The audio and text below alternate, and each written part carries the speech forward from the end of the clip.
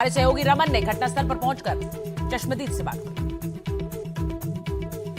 हमारे साथ आई विटनेस है। दादा, क्या नाम है आपका? मेरा नाम आदित्य है। आपने देखा था जब उनकी बॉडी को लेकर उनके ड्राइवर आए थे, क्या देखा था आपने? नहीं, बॉडी को लेकर ड्राइवर आए थे वो नहीं देखा था। उससे पहले जो घटना हुआ था ना, उससे पहले वो गाड़ी मेरे को ही क्रॉस किया था। अच्छा, कहाँ थे वो क्रॉस? मेरे जस्ट मतलब रेड लाइट है, पीछे एक रेड लाइट है, उस रेड लाइट में उनका गाड़ी क्रॉस हुआ है। उनका गाड़ी थोड़ा स्पीड ज़्यादा था, मेरा गाड़ी का स्पीड कम था। तो उन्होंने, मेरा गाड़ी होगा 30-40 का स्पीड होगा, 50 का स्पीड होगा, उनका होगा 60 का स्पीड। वो क्रॉस करके आए, लगभग 100-150 मीटर की दूरी में आगे आए, तब जाकर के उनका गाड़ी अचानक बंद हो गया। और अचानक जैसे बंद हो गया, उसके मतलब सेकंड नहीं लगा होगा, गोली की आवाज़ सुना। गोली चलाने वाले कौन थे, किस गाड़ी? एक बाइक में था, एक बाइक में एक बंदा था जो साइड से आया था। जैसे ये गाड़ी है ना, एकदम जैसे गाड़ी खड़ा था, साइड से आकर के एकदम एक पैर रखा जमीन पे और सीधा एकदम खड़े होकर गोली चलाया। पॉइंट ब्लैंक पे मारा गया? मेरे को तो वही लग रहा है, एकदम साथ में। मेरे को लगा ऐसा कि कोई पूछताछ कर रहा है, लेकिन वो सीधा गोली चला दी। जब आपके सामने हुआ था? मैं 150 मीटर की दूरी में था पीछे। उसके बाद क्या वो फरार हो गए वहाँ से?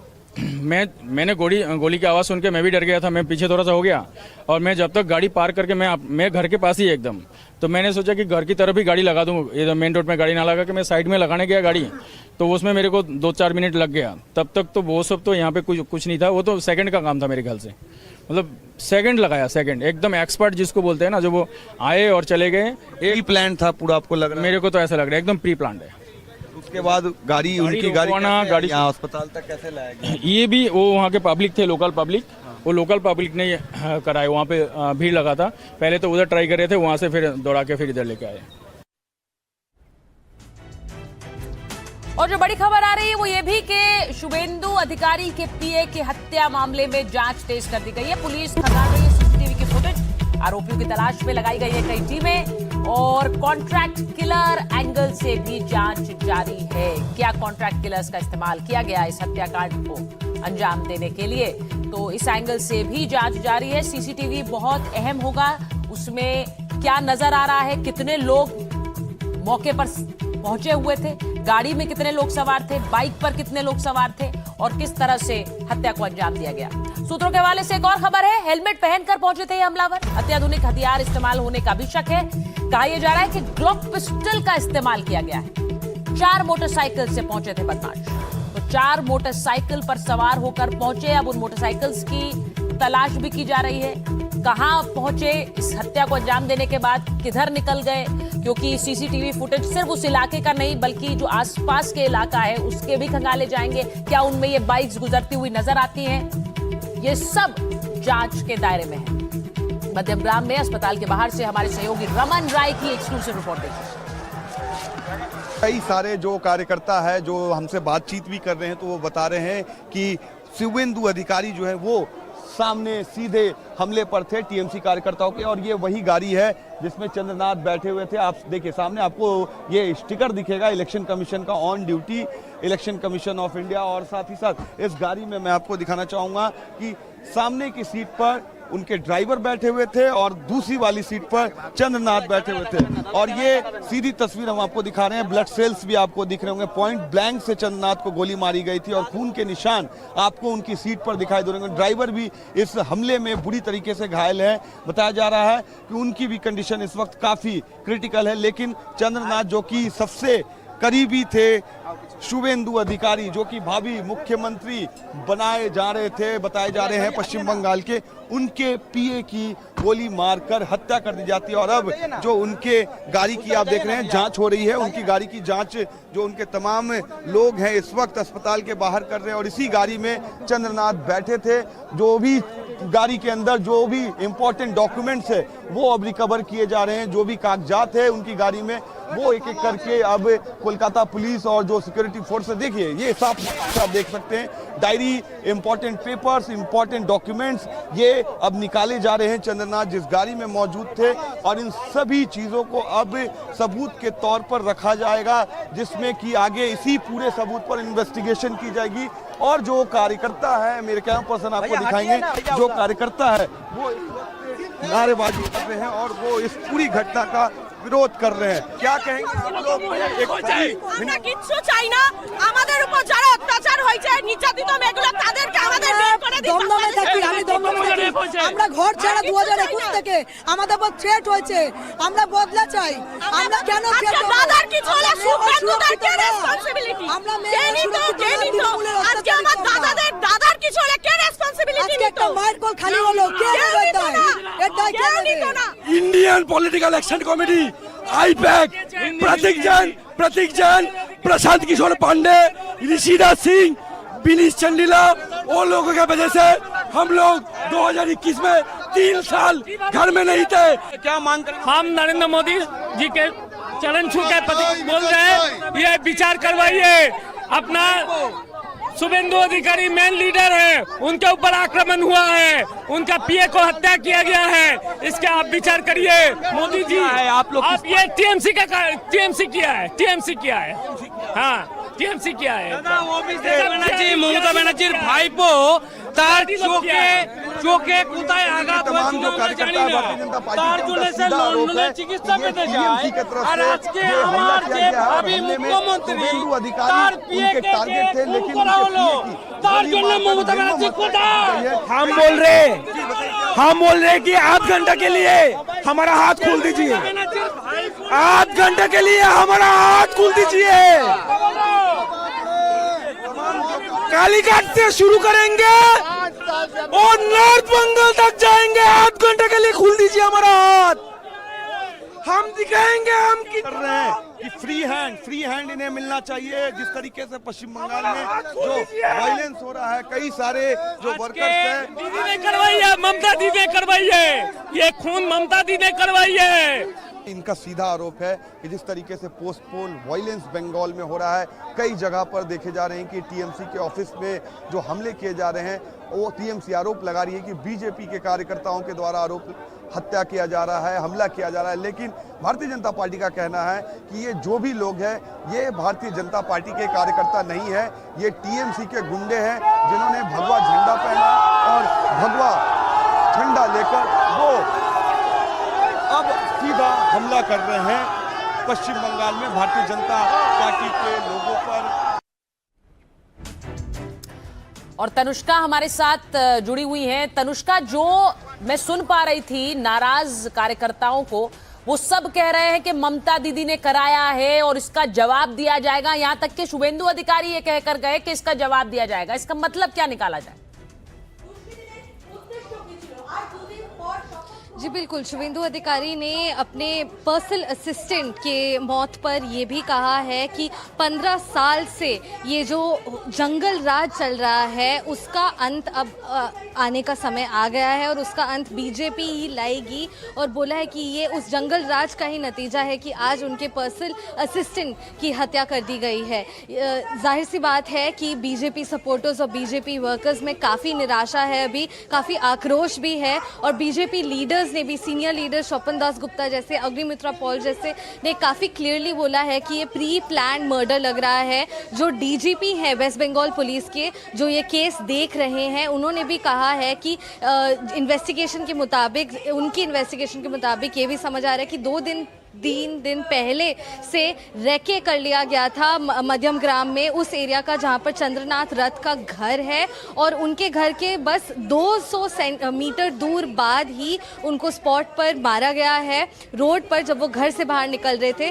तो ये पूरा जो रूट है वो नाप लिया गया था पहले ही। और इस समय पर ऑफकोर्स बीजेपी के जो कार्यकर्ता हैं और तृणमूल कांग्रेस के भी, उनके बीच में काफ़ी टेंशन बनी रह सकती है। और तृणमूल कांग्रेस ने भी एक ऑफिशियल स्टेटमेंट दिया है जिसमें उन्होंने इस मर्डर की निंदा करी है, पर उन्होंने ये भी बोला है कि एक कोर्ट मॉनिटर्ड सीबीआई इन्वेस्टिगेशन होना चाहिए इस मामले में। उन्होंने टीएमसी कार्यकर्ताओं पर भी जो वायलेंस, हिंसा हुई है और जो मर्डर्स हुए हैं उसके बारे में भी बात करी है और ये भी बोला है कि उन पर भी जांच पड़ताल होनी चाहिए। तो इस समय डेफिनेटली ये वापस से बीजेपी और तृणमूल कांग्रेस के बीच में जो बाताबाती है उसमें ये ऑफ कोर्स और खुल के आ जा रहा है। पर आगे इसमें क्या होता है, क्योंकि ये कोई छोटी मोटी बात नहीं है। शुभेंदु अधिकारी की जो पर्सनल असिस्टेंट थे वो उनके बहुत ही क्लोज एड थे, उनके साथ वो हर जगह जाते थे, उनकी हर प्लानिंग, पॉलिटिकल प्लानिंग हो या पर्सनल प्लानिंग हो, कोऑर्डिनेशन हो, हर चीज में चंद्रनाथ रथ ने उनका साथ दिया है। वो हर समय उनके साथ ही घूमते थे। वो इलेक्शन कैंपेनिंग। तनुष्का, जरा ये भी बताइए कि भवानीपुर में वोटिंग से पहले जो स्ट्रॉन्ग रूम का ड्रामा हुआ था, जो तस्वीरें हमने देखी, जो जिस तरह से रात बीती, उस रात को ममता बनर्जी आई और धरना हुआ, उस सब में भी चंद्रनाथ रथ की भूमिका थी, ये भी बताया जा रहा है, क्योंकि वो भी वहां मौजूद थे। जरा बताइए।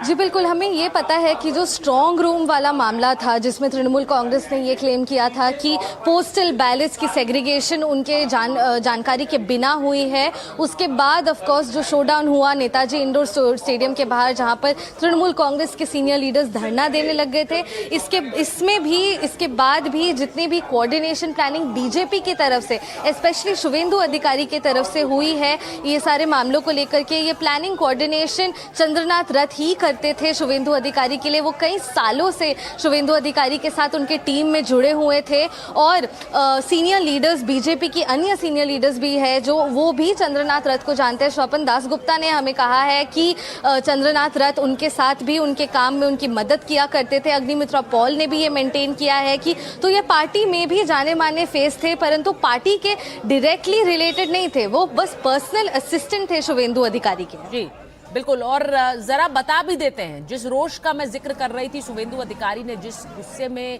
ये बात भी कही, जाहिर है उनके, आपने कहा कि एक तरह से सहयोगी रहे पिछले कई सालों से। पीए की हत्या के बाद देर रात शुवेंदु अधिकारी मध्यम ग्राम पहुंचे थे और देर रात अस्पताल पहुंचे, और अस्पताल के बाहर पत्रकारों से उन्होंने बात की और कहा यह प्री प्लान्ड था और इसका हिसाब लिया जाएगा। सुनिए। ये जो ब्रूटली मर्डर हुआ है, ये प्री प्लान मर्डर है, ये हम लोग का बात नहीं है, पुलिस का डीजीपी का बात है। 2-3 दिन रेकी करके fully pre plan murder, police ने इन्वेस्टिगेशन चालू किया, स्टेट का सीनियर पुलिस ऑफिसर लोग आया, हम लोग बहुत पेनफुल हार्ट में ये जो मर्मांतिक हादसा हुआ, इसका निंदा करने का कोई भाषा हम लोग का पास नहीं है। दिल्ली से हमारी से लेकर राष्ट्रीय अध्यक्ष से लेकर संतोष जी से लेकर सबने जानकारी लिया है। केंद्रीय मंत्री डॉक्टर सुकांतो मजूमदार, उन्होंने 4 घंटा तक पूरा जो इंसिडेंट हुआ फैमिली का साथ, पुलिस का साथ बात किया है। पार्टी की ओर से ऑनरेबल एमपी पार्टी का जीएस ज्योतिर्मय सिंह महातो जी और कम से कम 20 चुने हुए विधायक सब अपने अपने क्षेत्र छोड़कर ये जो हुआ है इसके लिए परिवार का साथ और हमारी वर्कर का साथ रहने के लिए आया है। हम लोग इंतजार करेगा, पुलिस ने कुछ ना कुछ क्लू उनको मिला है, पुलिस ही कार्रवाई करेगा। डीजीपी देख रहा है, एक हमारी आईपीएस हमारी लीडर भारती घोष जी ने पुलिस का जो इन्वेस्टिगेशन और केस के अंदर क्या क्या हो सकता है वो उसको बारे में जानकारी इकट्ठा करेगा। बंगाल की जनता भी सुरक्षित नहीं है, ऐसी घटना हुआ है कि बंगाल के 15 साल का महाजंगल राज का ये कुफल का नतीजा है। बीजेपी सरकार जब पिकअप कर लेगा एडमिनिस्ट्रेशन, तब धीरे धीरे गुंडा को सफाई करने का काम शुरू हो जाएगा।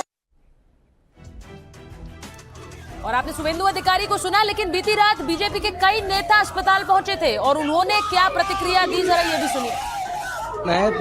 Police is investigating the matter. आप धैर्य रखिए, कार्यकर्ता को हमने बोला कि धैर्य रखिए और पुलिस पूरा व्यवस्था लेगी। डीजी साहब आए थे खुद, और डीजी पुलिस ने जो बताया, इन्वेस्टिगेशन बहुत दूर तक गया है, किसी को बख्शा नहीं जाएगा। लीगली जो प्रोसीड्योर है सबको कानून के दायरे में लाया जाएगा, एक भी नहीं बचेंगे। सुपर पावर से जाने के बाद उनका गुस्सा, उनका प्रतिहिंसा, उनका फ्रस्ट्रेशन, यही सब बाहर आ रहा है। और सबसे दुख की बात यह है कि उन्होंने जिनको टारगेट किया एकदम नॉन पॉलिटिकल, क्योंकि चंद्रो का यही उसका दोष था कि भवानीपुर के चुनाव में बहुत वो काम किया था शुभेंदु दा के लिए, और भवानीपुर से ममता बनर्जी हारी, इसी गुस्से में क्या ऐसा हुआ है, ये सवाल तो उठता है। क्योंकि जो सूत्रों से हम लोग पता चलता है कि बहुत ठंडे दिमाग से ये प्लान किया हुआ मर्डर है। पॉइंट ब्लैंक रेंज से जो शार्प शूटर थे, प्रोफेशनल शार्प शूटर से ये निश्चित किया गया कि चंद्र किसी भी हालत पे वो जिंदा नहीं लौट पाए। इसीलिए गाड़ी रोक के उसके गाड़ी के सामने आके लगातार गोली, ये इतना दरिंदगी हम लोग तृणमूल जमाने में देखे थे, तृणमूल जाते वक्त भी देख रहे हैं। जो Chandra was a person I have worked with very closely over the years in different political campaigns. His was not an accidental death. It was a pre-planned political assassination. It was a murder whose fingerprints, I'm sure, will lead right to the top of a defeated party which cannot accept, which cannot reconcile itself to a devastating defeat in the elections. But he also और हमारी सहयोगी तनुष्का हमारे साथ जुड़ रही हैं। तनुष्का, जरा बताइए कि आज शुभेंदु अधिकारी कहां पर हैं, क्योंकि हम ये भी जानते हैं कि एक शपथ ग्रहण कार्यक्रम होना है अगले 24 घंटे के भीतर, और उसका सबसे पहले एक बड़ी बैठकें बीजेपी के अंदर भी होनी थी, विधायक दल की भी बैठक होनी थी, तो आज कहां है शुभेंदु? शुभेंदु अधिकारी कल रात को मध्यमग्राम आए थे इस घटना के बाद। अभी उनके वेयरअबाउट्स क्लियर नहीं है कि वो एग्जैक्टली मध्यमग्राम में ही है अभी भी या फिर अपने रेसिडेंशियल एड्रेस पर है जो कलकत्ता के पास में ही है। पर इस समय पर हम ये ज़रूर कह सकते हैं कि पोस्टमार्टम जो है शुभेंदु अधिकारी के पर्सनल असिस्टेंट चंद्रनाथ रथ का, वो 10 बजे शुरू होने वाली है। पोस्टमार्टम 10 बजे शुरू होने वाली है। मैं अभी बारासात मेडिकल कॉलेज में ही प्रेजेंट हूँ, जहाँ पर चंद्रनाथ रथ के शव को यहां पर लाया गया था पोस्टमार्टम के लिए। और ये इस समय की ब्रेकिंग न्यूज है